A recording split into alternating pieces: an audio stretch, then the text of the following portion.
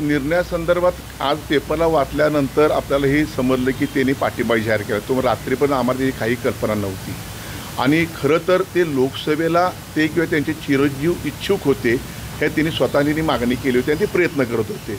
पण विधानसभेच्या संदर्भात त्यांनी कुठली आपल्याला मागणी केली नाही किंवा अर्ज केला नाही किंवा ओपन असे बोलले पण नाहीत कधी की मला ही विधानसभा मतदारसंघ मला पाहिजे आहे म्हणून।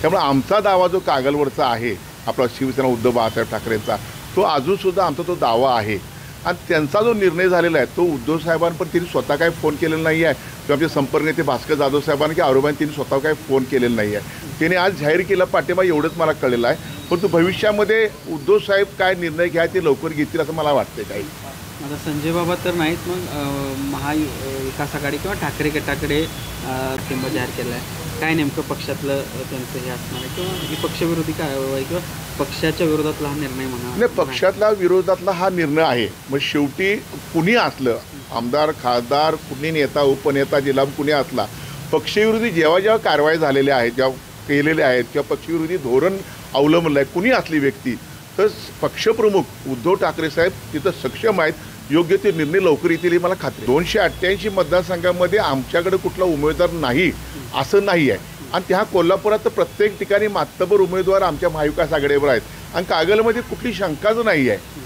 आम्हाला त्या आम्हाला तिथं मातबर उमेदवार मिळणार सुद्धा आणि महाविकास आघाडीचाच तिथं आमदार होण्या आम्हाला याची खात्री आहे।